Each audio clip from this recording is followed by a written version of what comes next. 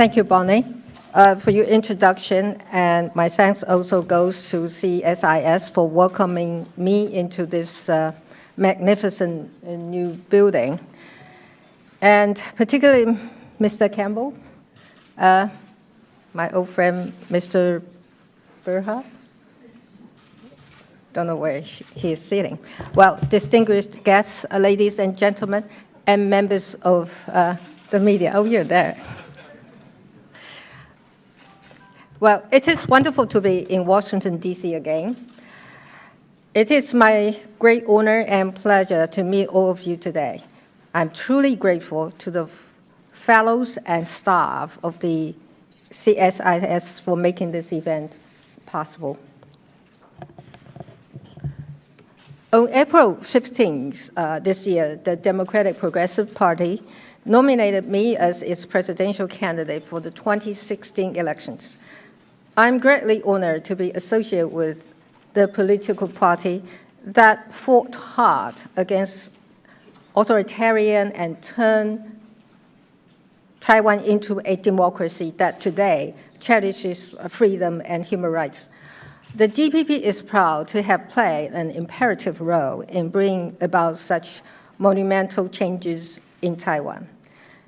As a presidential candidate, I have to be ready to deal with rising domestic and external challenges ranging from the gradual erosion of freedom and democracy to an increasing uncertainty over Taiwan's ability to maintain its economic autonomy. While responding to challenges, we are actually crafting a model of new Asian value which features participatory democracy, equitable distribution, and social justice, innovation-based economy, and proactive peace diplomacy. As noted by some prominent international organizations, freedom of speech, freedom of press, and human rights have been on a steady decline in the last few years. In March last year, the undemocratic nature of the ratification process over a cross-trade agreement unleashed formidable social forces trying to redirect the path of the government. Now, some of the social forces are eager to participate in the political process through public deliberation or even through participation in elections. The newly found social political forces may cause the government to slow down if it is not ready to be transparent or open for participation. However, democratically handled with the input of enormous dynamism into the decision-making process and constant oversight from the public, the government can be much more effective and responsive. This is what I am ready to endeavor, that is, to deepen our democracy. For most Taiwanese, the state of our economy is a source of great distress, as it has stagnated for some time and has lost momentum for growth. Globalization and China's rise as the world's factory have affected Taiwan's efficiency-driven model of economic growth.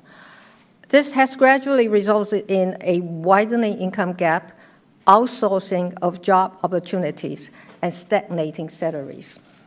The economic slowdown has hit the young generation in particular, who now face an economic environment much harsher than their parents' days.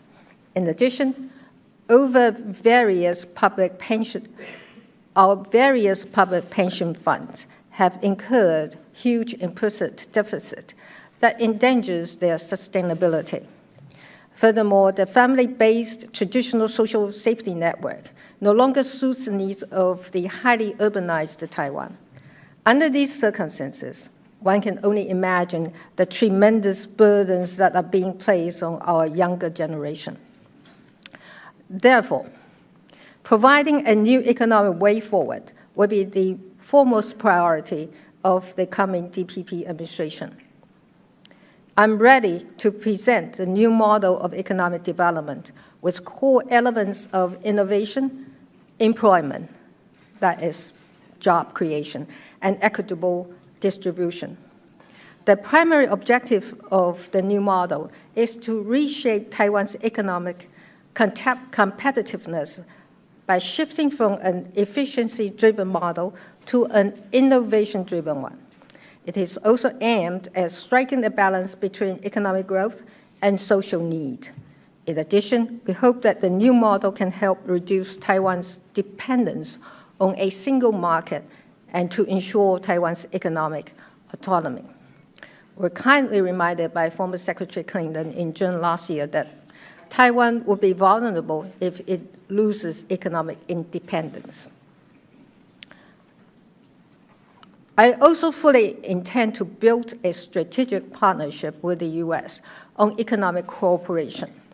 A DPP administration would like to mount intensive exchanges and cooperations on the next generation infrastructure for Internet of Things, cloud, big data, and ICT-based industries, which features the fourth industrial revolution, or what many call Industry 4.0.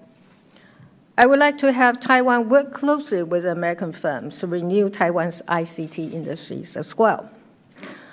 On international trade, there is an urgent need for Taiwan to participate in the Trans-Pacific Partnership, that is TPP, at least to be included in the second round of the negotiations. For this purpose, I have set up a special task force to discuss the important aspects of the trade liberalization and the TPP.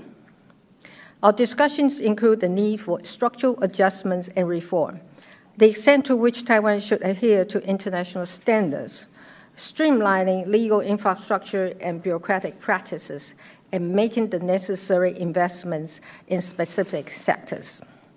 We want to ensure that Taiwan is ready to effectively deal with the challenges of globalization. I would like to thank the U.S. government for expressing welcome to Taiwan's interests.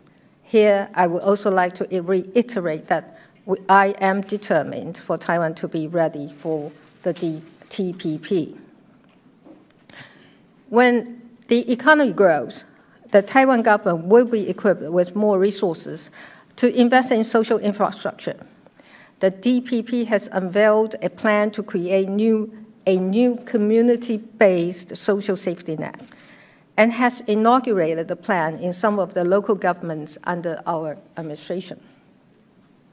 I also plan to invest in social housing as well as long-term senior care systems. These are highly demanded in Taiwan as it moves to an aging society. Here, I would like to stress that investment in the social safety net is not just welfare spending. It will make good economic sense by meeting local demand and generating local job opportunities. For Taiwan's economy to be more competitive and our democracy stronger, we need to build a military capable of safeguarding the country and maintaining peace. We should also help shape friendly regional environment by making meaningful contribution to international affairs. Needless to say, a critical component is a need to maintain peaceful and stable relationship with China.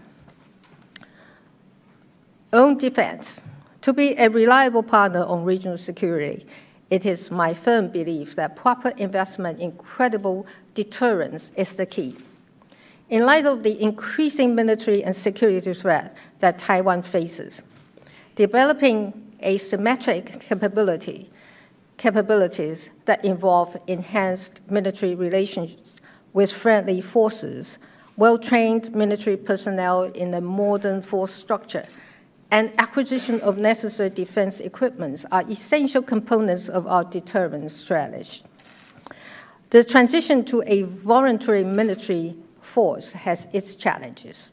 I am committed to securing the resources necessary to provide adequate training and education for the active and reserved forces, so that there is not only a high degree of professionalism among the services, but also a quality connection between the military service and job careers. It is important that male-to-male relations with the U.S. continue to intensify in accordance with the Taiwan Relations Act and mutual security interests in the region. Taiwan is and will continue to be a reliable partner of the U.S. in ensuring peace and stability in the region. We must also work closely with our American friends, not only in deterring traditional threats and coercion, but also in jointly dealing with other non-traditional security threats, such as cyber security. In addition to foreign acquisition of defense systems and platforms, I am committed to make more investments in indigenous defense programs, including research and development, to meet our long-term defense needs. These investments will eventually produce multiplied benefits in Taiwan's economy. It is investment in defense and economy at the same time for the long haul. Taiwan and its people have a special political, security, economic, and cultural bond with the United States because of our shared value and shared interests. But Taiwan should not take the relationship for granted. I will ensure that Taiwan works together with the U.S. to advance our common interests.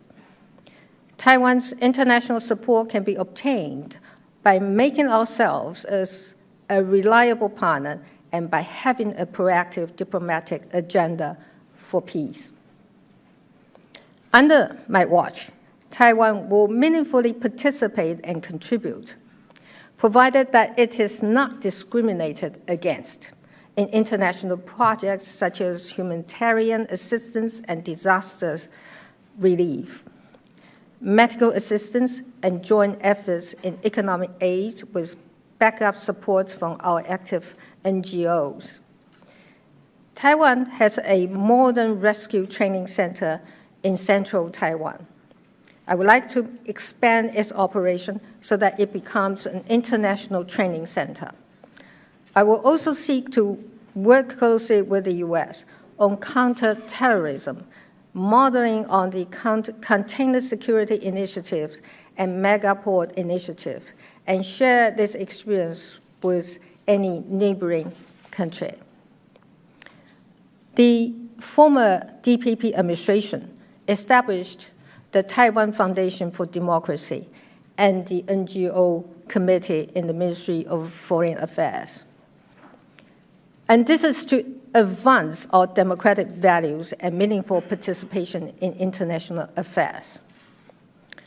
Their work will be rejuvenated if we have a chance to return to office. Making contributions, becoming a reliable partner, will be the spirit of the new DPP administration in the pursuit of international participation. Now, on cross-strait, I am also committed to a consistent, predictable, and sustainable relationship with China. Cross-strait relations must be considered in a long-term context. Since Taiwan's democratization, we have had 3 democratically elected presidents and a strong social will forged by numerous democracy movements. Freedom and democracy are values deeply ingrained in the hearts of the Taiwanese people. The president, elected by the people of Taiwan, represents all the people of Taiwan in conducting external affairs. Therefore, the conduct of cross-strait policy must transcend the position of a political party and incorporate different views. A leader must take into account public consensus when making decisions. We do have a broad consensus in Taiwan, that is, maintenance of the status quo. I have articulated and reiterated my position of maintaining the status quo in the previous months, as I believe this serves the best interests of all parties concerned.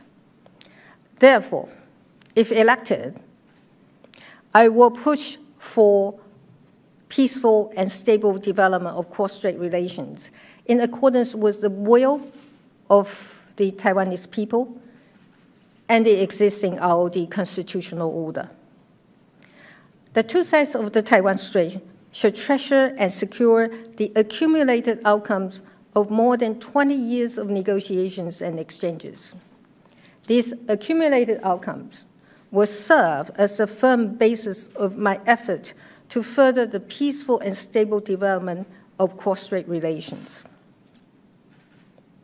I will also push for the legislation of cross-strait agreement oversight bill to establish a comprehensive set of rules for overseeing the cross-strait exchanges and negotiations. The cross-strait agreements, which are currently under negotiation or legislative review, will be re-examined and further negotiated according to the new rules. Last, but most importantly, I will also strengthen our democratic institutions and uphold the right of the people to decide their future free of coercion. While I advocate for constructive exchanges and dialogues with China, I will ensure the process is democratic and transparent, and that the economic benefits are equitably shared. In conclusion, I would like to say this. Taiwan stands at the juncture of history and culture, when people in many Asian countries are still suffering from authoritarianism. We in Taiwan are immensely proud of our democracy and cherish our hard-earned social and political rights and individual freedom, together with the rights of civil society and freedom of choice. As Asia faces rising nationalism, irredentism, and threat of military conflict, we intend to engage in proactive peace diplomacy that fosters peace and stability with the spirit of giving and sharing. When globalization causes economic turbulence, brings unsustainable results in resources, and leaves great disparities and injustice, particularly to the younger generations, we in the DPP are ready to undertake a new model of economic development, which aims at building a new economy based on innovation, employment, and distribution, as well as to implement a community-based social safety net to complement the traditional family-based care system. These will serve as an important basis for innovation, sustainability, distribution, and social justice. In summary, we are crafting a model of new Asian value in Taiwan to serve as an example and inspiration to others. With this new Asian value, we are ready to light up Taiwan, light up Asia. Thank you very much.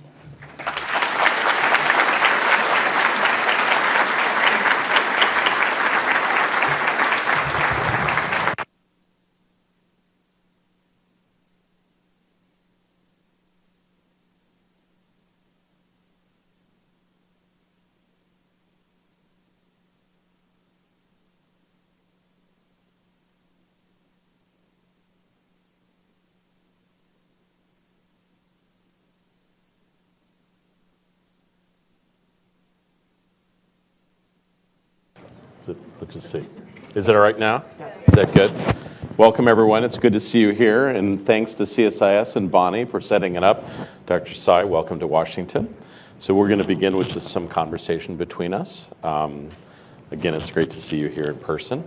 So I know you've had some meetings here in Washington with friends and officials.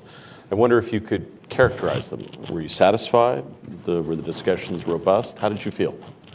Well, in general, we have good meetings, and we conveyed our messages, and we listen to what people and friends here have to say, and what suggestions that they want to make.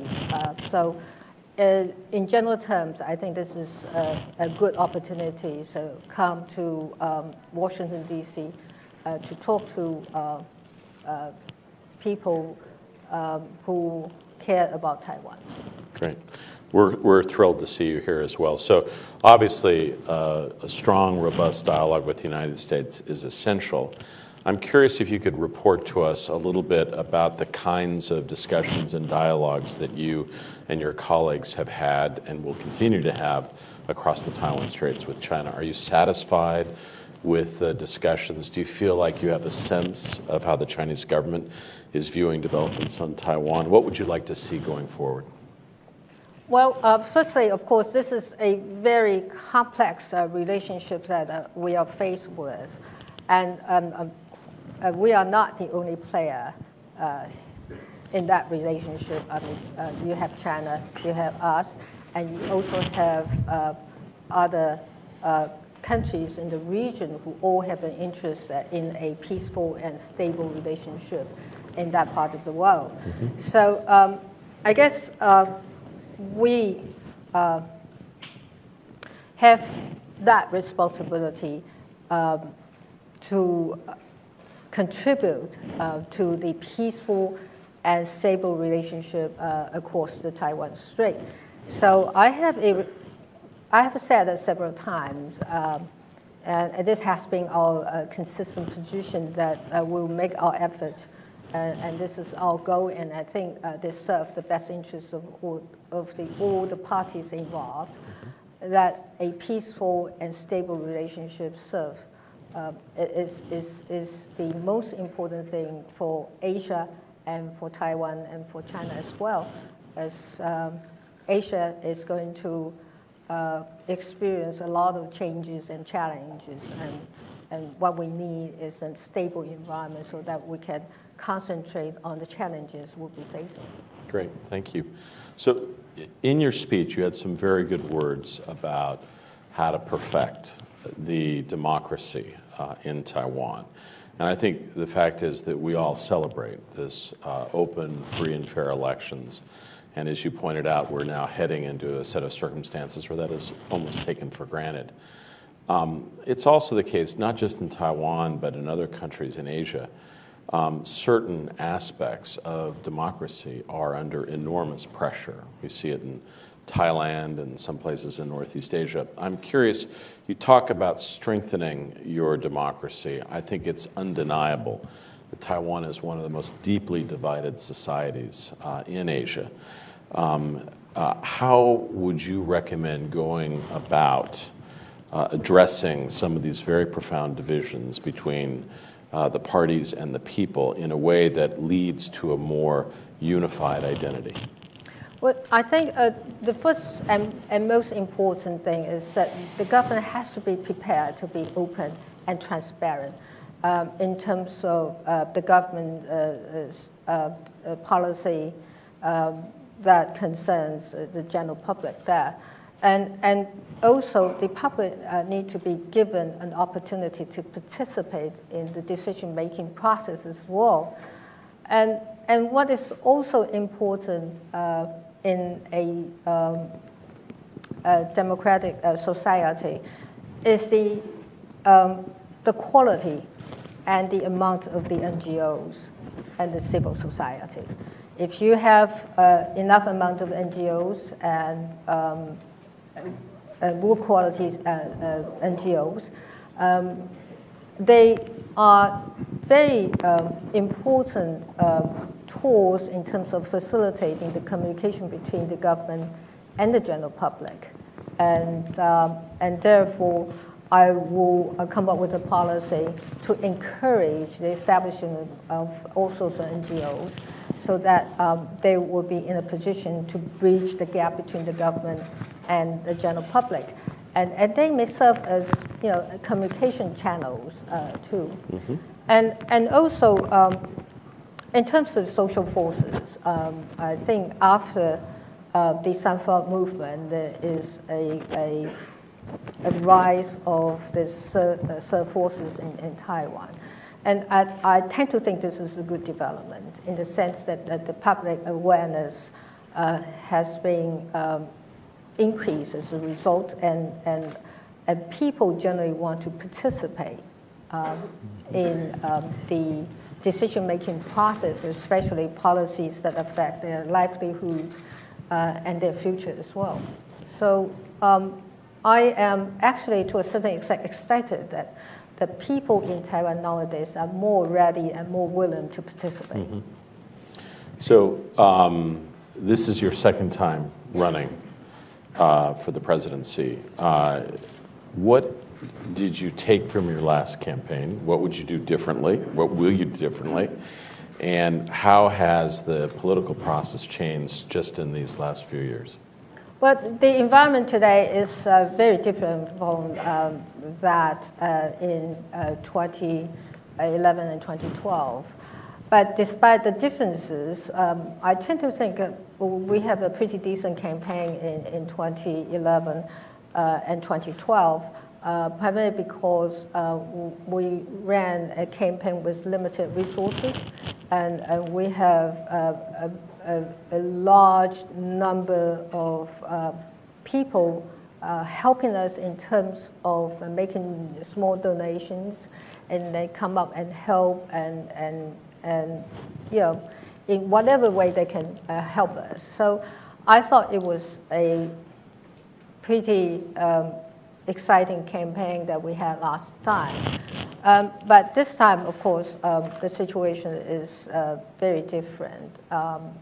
And also, we have a longer period of time to get ourselves prepared and have better communication with our friends here and in other places, so that our intentions will not be distorted, our intention will not be misunderstood, and therefore, I think in general terms, our communication with our friends outside and also with people, the general public at home, is much better. And as a result, we are building this sort of trust that we need when we run a government. So I think this time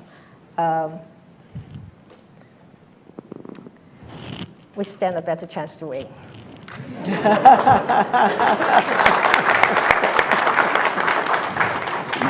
Got to be optimistic in politics, if there's one thing we know about that.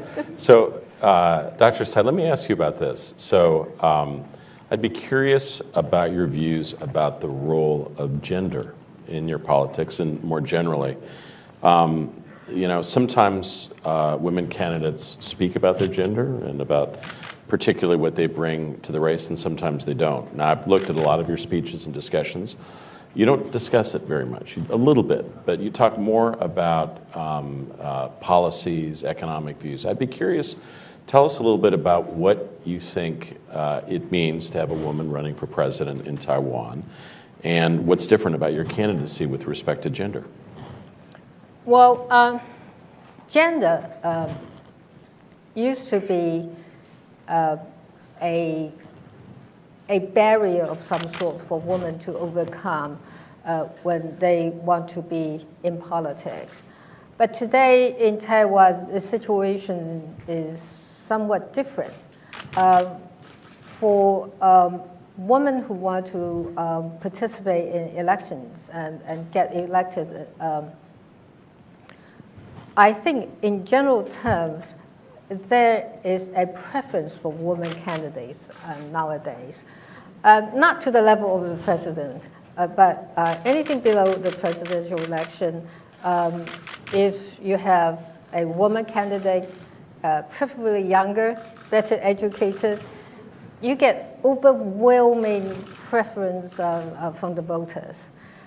But this time, the Taiwan public has to face this test. That is whether they can accept a woman leader as president of the country. Of course, there are some people in Taiwan who are still rather traditional, have some hesitation to consider a woman leader. But among the younger generation, I think the young people are generally excited about this idea of having a woman to lead the country. They thought this was rather trendy. So overall, you get a balance there. If you ask me whether gender is something that is advantageous or disadvantageous to my candidacy, I think it's okay. But for Taiwanese people, actually, they are faced with a very serious test next year. That is whether we are advanced and civilized enough to accept a woman leader. No? So you've spoken specifically about your approach to cross-strait relations, and I'm sure we'll have more questions and discussions about this. But I wonder if you could say a few words about other countries. You've talked about China and the United States. Taiwan has a myriad of relationships across Asia and elsewhere. Which relationships are you looking to, would you propose to build stronger dynamics or engagement with, either trade or political, if you were elected president, beyond the cross-strait relationship? I think the countries in Asia are our priorities. I think Asia is going to have a lot of changes. Are there any particular questions? Asia's yes, a pretty big region. With these changes, there are a lot of opportunities. Mm-hmm. And we, of course, like to explore these opportunities and possibilities. And therefore, I would say Japan is a country that has a long-term relationship with us. And the bilateral trade and flow of personnel is increasing because we now have this rather convenient arrangement to travel between the two places. The other place, I'm naming specific countries, but I'm running the risk of offending others, you know. But the other group of countries that we want to have closer relationship with is the ASEAN countries, mm-hmm. because we like to have more trade with them, and we also want to have investment opportunities explored there. The fact that we have a lot of immigrants from Southeast Asia, I actually think that this is our assets, because they will eventually help establish our connection with the ASEAN mm-hmm. countries. And I see a lot of opportunity there, and we, of course, want to explore these opportunities as much as possible.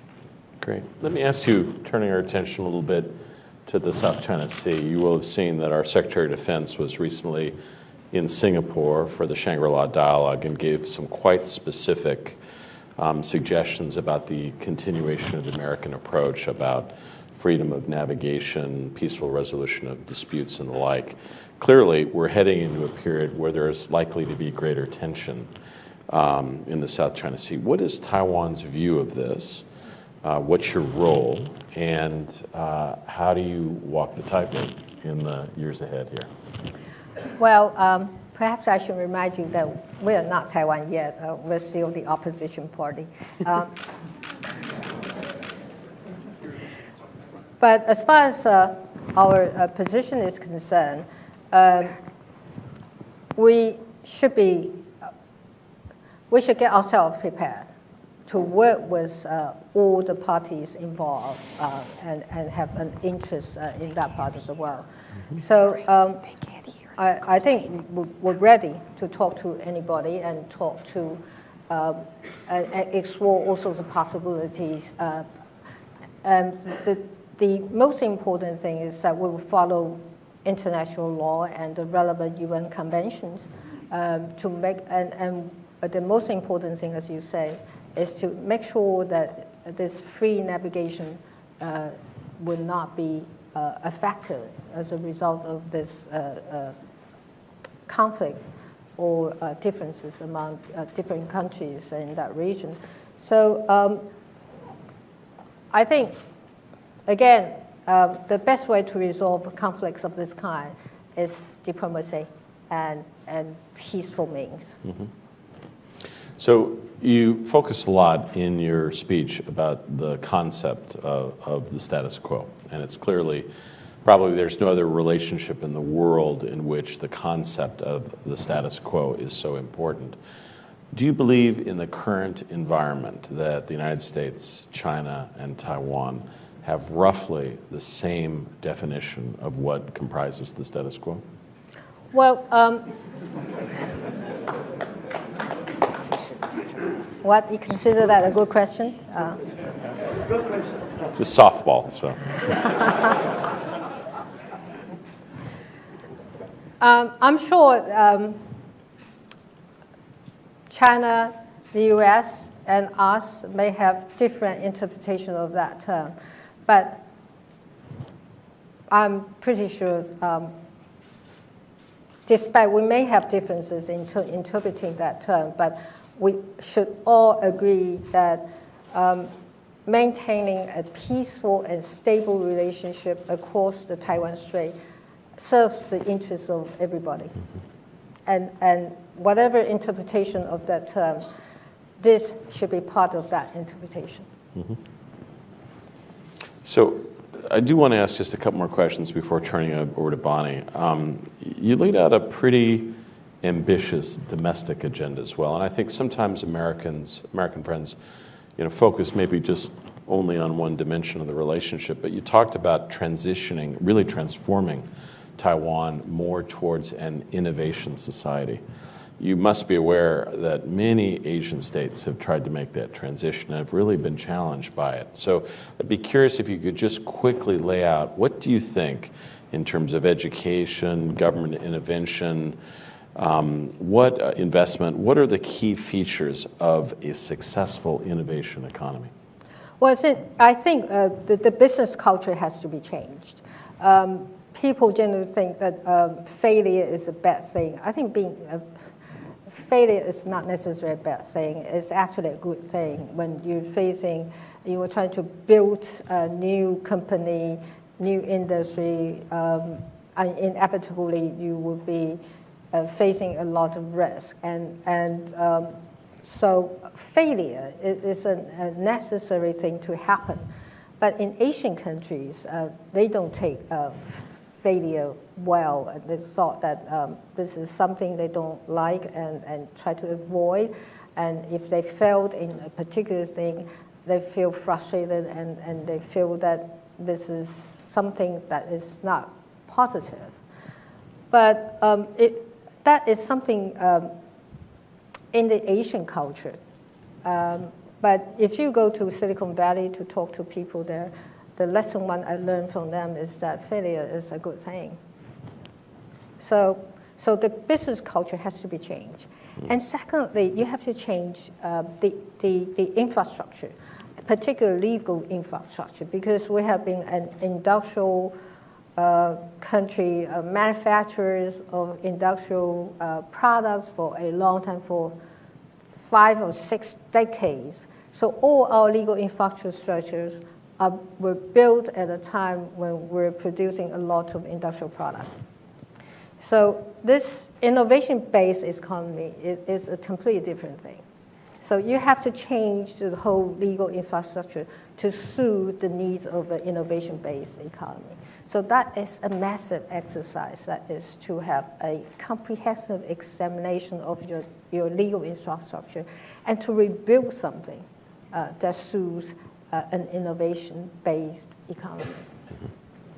So, in any line of work, you have people you look up to and you kind of model. When I was a diplomat, I had people that I'd look at either historically or in more recent times and think, God, I'd like to try to be a little bit more like that person, or admire the way they do business. As a leader, as you either look in your own political backyard or around the world, give me a couple of leaders that you look at and say, I really admire that person. And I really think what that person brings to the table or what they've achieved is important, and I'd like to emulate some of that. Well, many people will expect me to answer that question with this lady, Mrs. Thatcher. Not quite what I was thinking, but yeah, okay.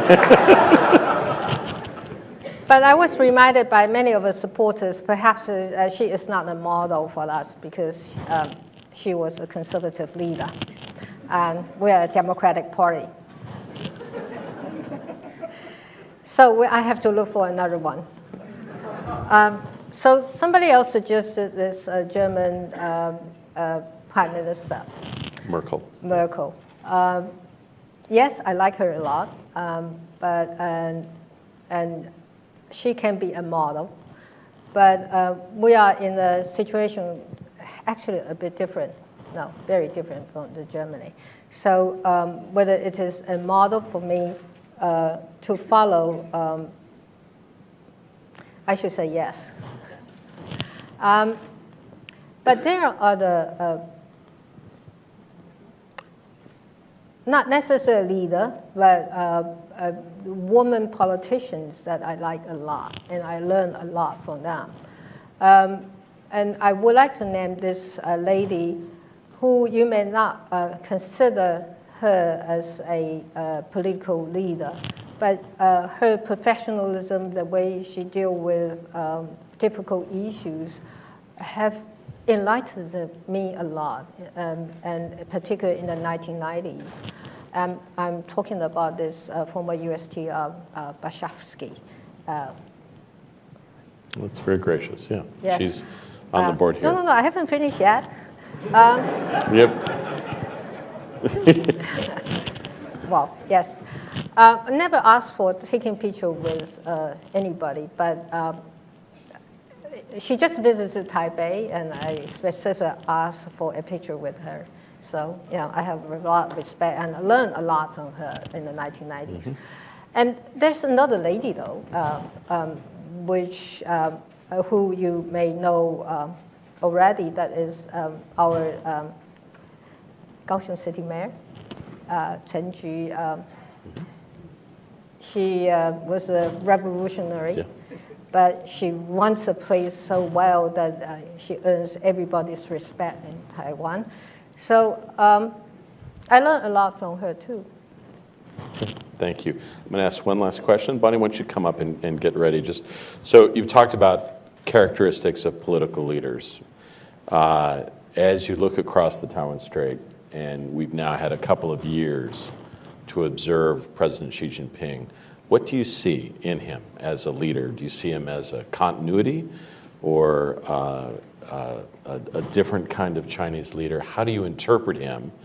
And what do you see in terms of what he brings to China's present and future? I understand I have to answer this question very carefully.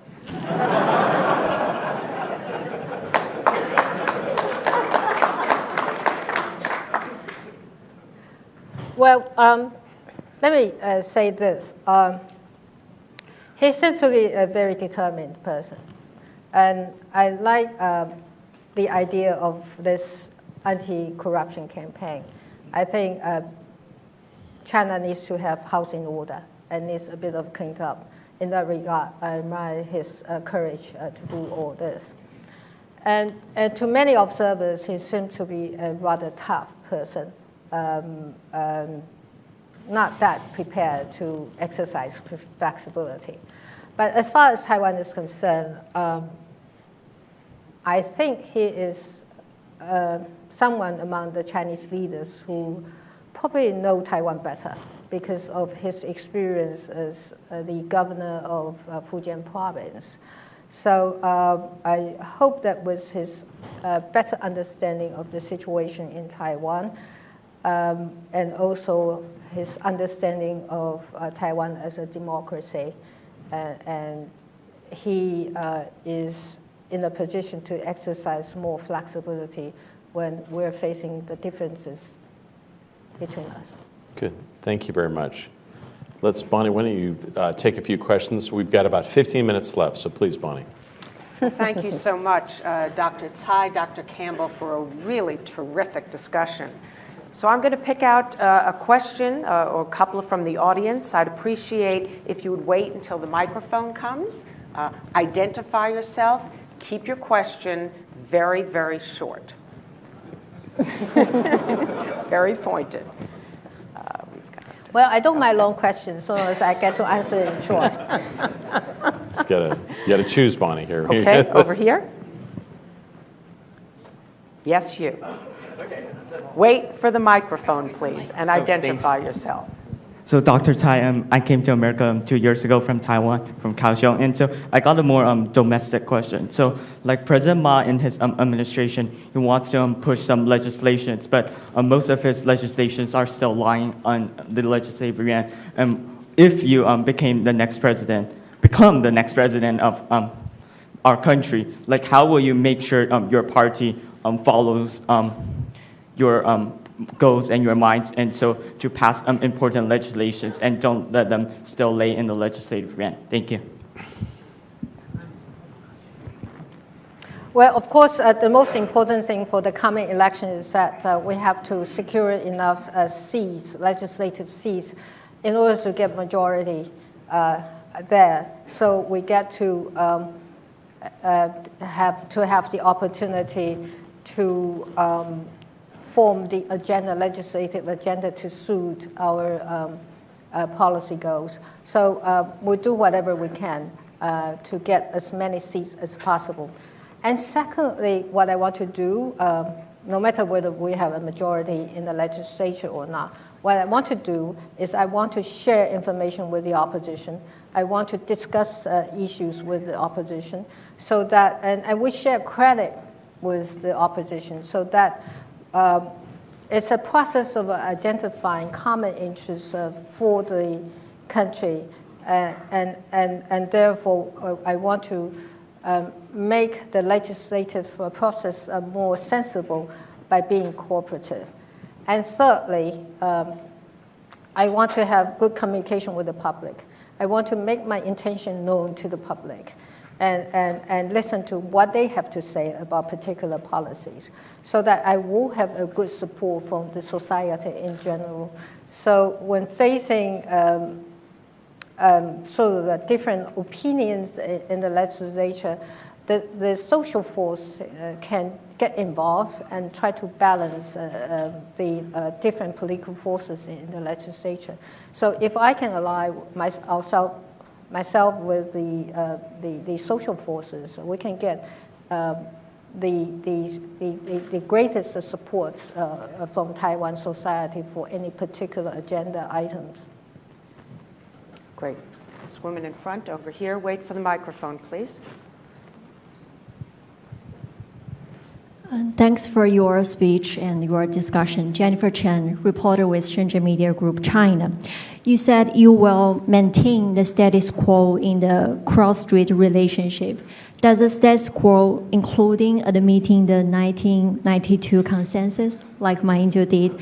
And Taiwan's current authority declares its support of one China principle. What's your position on that? Thank you so much. Thank you for that question. I think my speech has anticipated that question. So I think I have answered all the questions in my speech. If you don't mind, you can go back and read that more carefully. Okay. David Brown. David Brown from Johns Hopkins, welcome. Thank you for your remarks. In talking about cross-strait relations, you said, emphasized the importance of maintaining peaceful, stable relations, which, of course, is an American interest. Now, there's a great gap between your party's view of cross-strait relations and those of Beijing.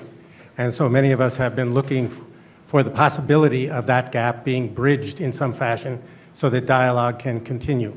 In your remarks about cross-strait relations, if I recall them correctly, you said you want to maintain stable cross-strait relations on the basis of the existing constitutional arrangement.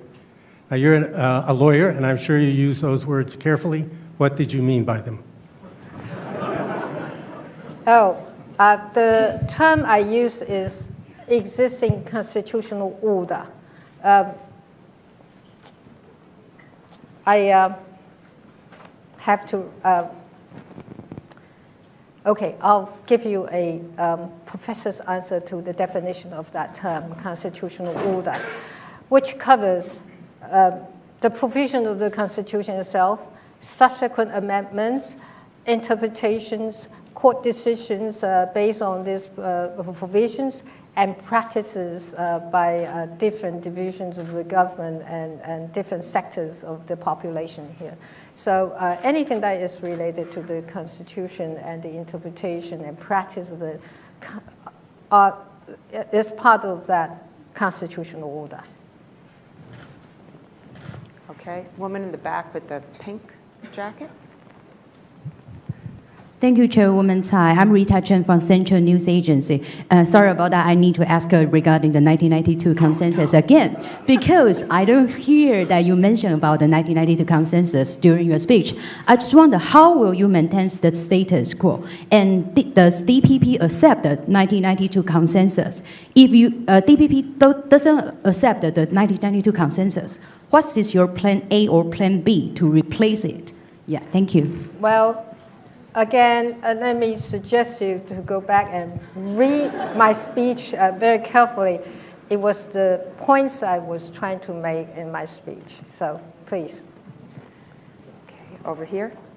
Please wait for the microphone.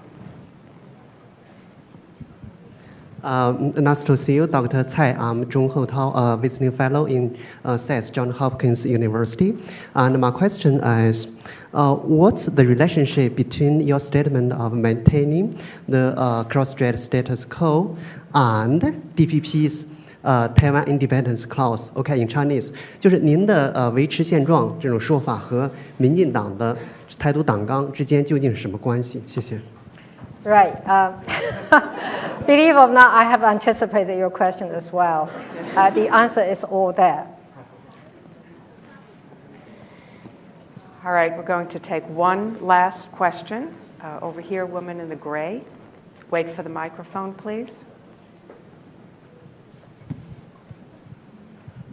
Thank you. Thank you for your speech. I'm Zhao Yingfeng from World Journal. You talk about building up Taiwan's military capability and achieving a peaceful cross-strait relations. I wonder, are they compatible? And how would you communicate with Beijing that you are committed to a peaceful relationship if you're building up the military capability? Also, last night, the ambassador from China to the US, Ambassador Cui Tiankai, has made a comment on your visit. He said, instead of talking to the Americans, why don't you pass the test of the 1.3 billion people in mainland China first? What would you reply to that? Thank you. Oh, this is a press question. I think the ambassador has said things he needs to say in his position. So I have no further comment on that. What is your first issue? Military capability. The military capability we're trying to build is defense in nature, which we don't intend to build a military capability of offensive nature. So that is pretty consistent with our goal to establish a stable and peaceful relationship with China. Well, if there's a will, there's a way. I mean, I'm sure China feel there's a need to talk to us. The same applies to us when we feel that there's a need to talk to them. So if there's a will, there's a way. Well, I think we've just about run out of time. We will be posting Dr. Tsai's speech on our website, so you can go back and study it carefully. I want to thank you all for coming. Please join me in thanking Dr. Tsai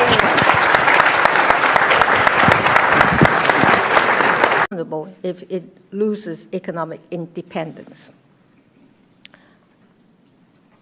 I also fully intend to build a strategic partnership with the U.S.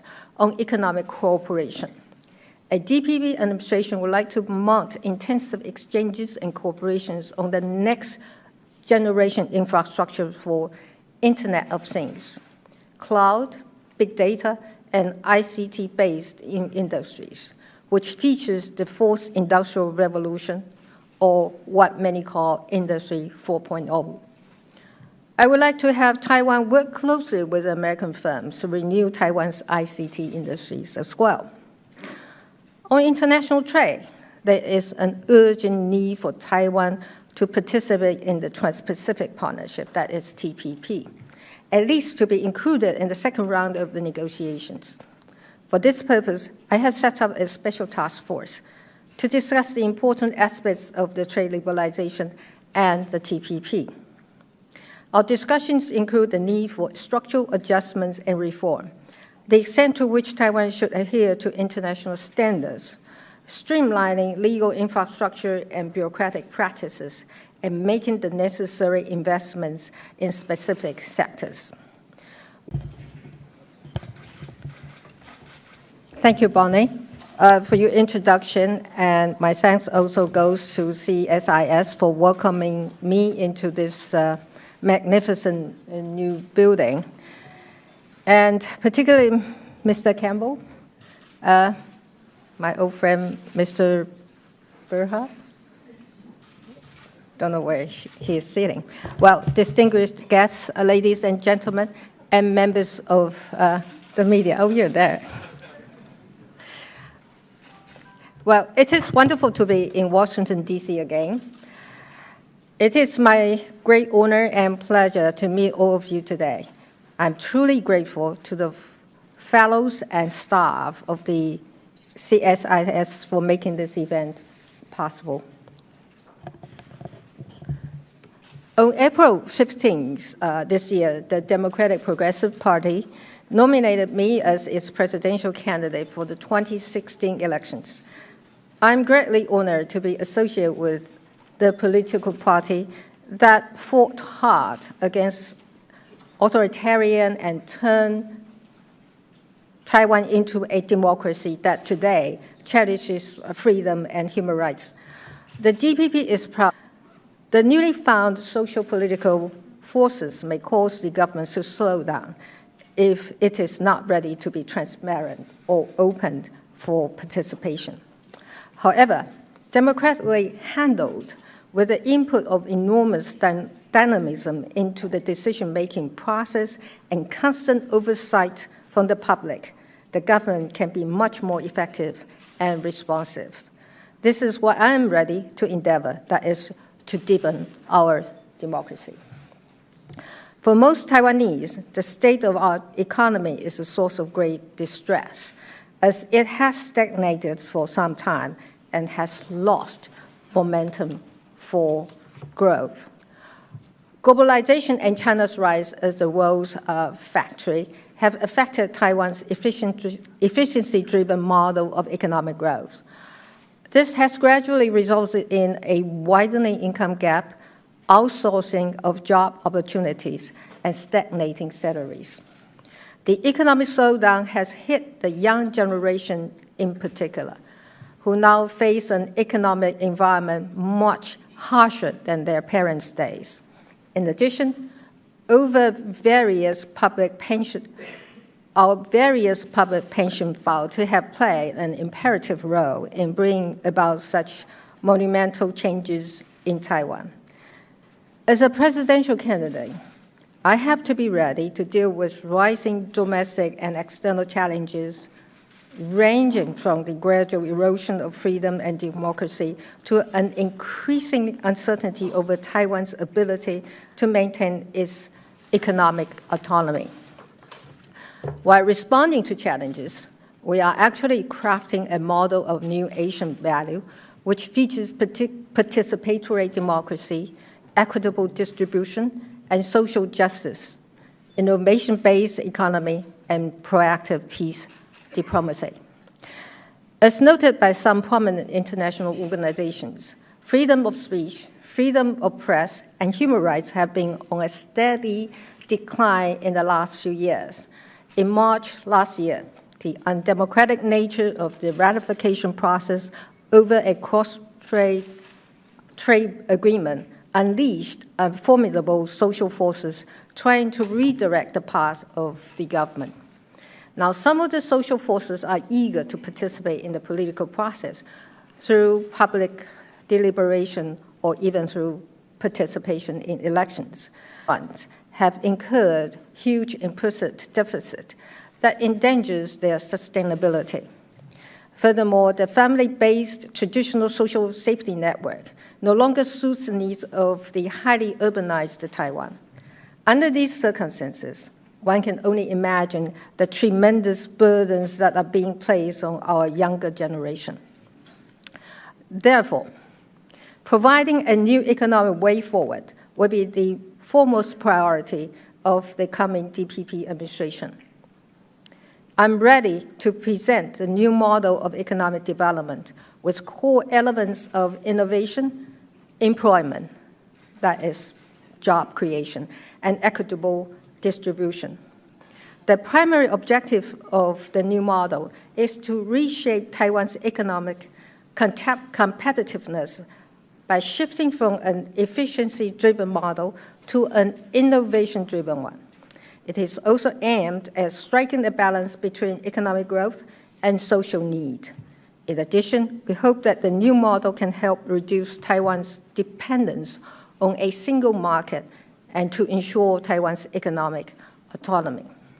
We're kindly reminded by former Secretary Clinton in June last year that Taiwan would be vulnerable